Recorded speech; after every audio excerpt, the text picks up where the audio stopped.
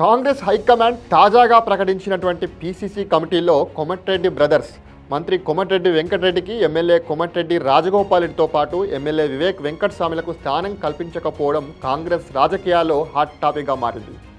70 మందితో కూడినటువంటి 4 పీసీసీ కమిటీలు దేనిలోనూ కూడా కోమటిరెడ్డి బ్రదర్స్కి స్థానం కల్పించకపోవడం, అదే సమయంలో ఉమ్మడి నల్గొండ జిల్లాకు చెందినటువంటి కోమటిరెడ్డి బ్రదర్స్ని వివేక్ వెంకటస్వామిని కావాలనే కాంగ్రెస్ హైకమాండ్ దూరం పెట్టిందా, లేకపోతే నేడో రేపో ప్రకటించనున్నటువంటి పీసీసీ కార్యవర్గం కేబినెట్ విస్తరణలో అవకాశం కల్పించేటువంటి ఉద్దేశంతోనే పీసీసీ కమిటీల నుంచి వారిని ఎగ్జిట్ చేశారన్న దానిపై ఆసక్తికర చర్చలు సాగుతున్నాయి. కాంగ్రెస్ హైకమాండ్ పీసీసీ రాజకీయ వ్యవహారాల కమిటీలో 22 మందికి స్థానం కల్పించగా, పలువురు మంత్రులతో పాటు ఉమ్మడి నల్గొండ జిల్లాకు చెందినటువంటి ఉత్తమ్ కుమార్ రెడ్డి, బీర్ల ఐలయ్యలకు ఈ కమిటీలో అవకాశం కల్పించడం జరిగింది.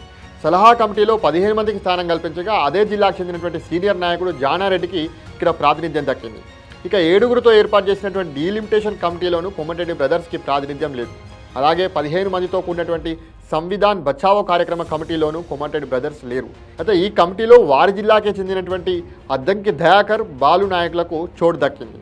6గురితో కూడినటువంటి పార్టీ క్రమశిక్షణా చర్యల కమిటీలోనూ కూడా కోమటిరెడ్డి బ్రదర్స్కు స్థానం కల్పించకపోవడం అయితే ఇది ఆశ్చర్యం కలిగిస్తుంది.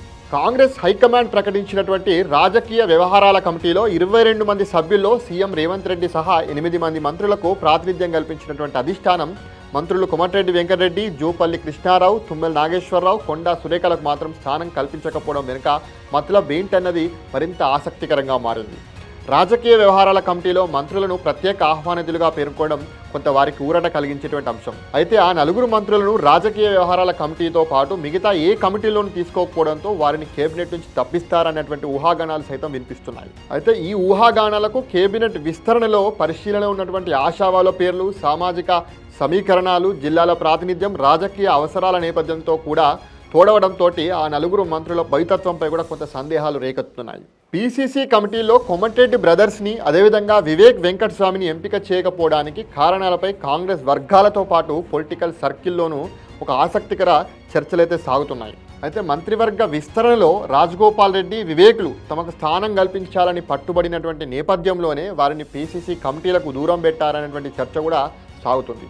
అయితే కనీసం మంత్రిగా ఉన్నటువంటి కోమటిరెడ్డి వెంకటరెడ్డినైనా ఎందుకు ఈ కమిటీలో స్థానం కల్పించలేదనేటువంటి చర్చ కూడా జరుగుతుంది. అయితే కోమటిరెడ్డి వర్గీయులు ఏ 4 కలిసినా జిల్లాకు చెందినటువంటి ఉత్తమ్, జానారెడ్డి, ఐలయ్య, అద్దంకి దయాకరు, అదేవిధంగా బాలు నాయకులను కమిటీలో తీసుకొని కోమటిరెడ్డి బ్రదర్స్ని ఎందుకు దూరం పెట్టారనే దానిపై మాట్లాడుకుంటున్నారు. అయితే రాజగోపాల్ రెడ్డిని, వివేక్ వెంకటస్వామిని కేబినెట్లోకి తీసుకోబోతున్నందుకే వారిని పీసీసీ కమిటీలో స్థానం కల్పించలేదనేటువంటి అభిప్రాయం కూడా వినిపిస్తుంది. అదిగాక రాజగోపాల్ రెడ్డి, వివేక్ల పేర్లు పీసీసీ కార్యవర్గంలో కీలక పదవులో కూడా పరిశీలనలో ఉన్నట్లుగా చెప్తున్నారు. ఏది ఏమైనా పీసీసీ కమిటీల్లో కోమటిరెడ్డి బ్రదర్స్, వివేక్ల పేర్లు లేకపోవడము కాంగ్రెస్ రాజకీయాల్లో సరికొత్త రచ్చను రేపినట్లయింది. నేడో రేపో ప్రకటించేటువంటి పీసీసీ కార్యవర్గంలో కేబినెట్ విస్తరణలో రాజగోపాల్ రెడ్డి, వివేక్ల పేర్లు కనుక లేకపోతే కాంగ్రెస్లో అసమ్మతి జ్వాలలు రగలడం అయితే ఖాయంగా కనిపిస్తుంది. ఏది ఏమైనా పీసీసీ కమిటీల్లో కోమటిరెడ్డి బ్రదర్స్, వివేక్ వెంకటస్వామిల పేర్లు లేకపోవడం కాంగ్రెస్ రాజకీయాల్లో సరికొత్త చర్చను రేపినట్లయింది. నేడో రేపో ప్రకటించేటువంటి పీసీసీ కార్యవర్గంలో కేబినెట్ విస్తరణలో రాజగోపాల్ రెడ్డి, వివేక్ల పేర్లు లేకపోతే కనుక కాంగ్రెస్ అసమ్మతి జ్వాలలు రగలడం అయితే ఖాయంగా కనిపిస్తుంది.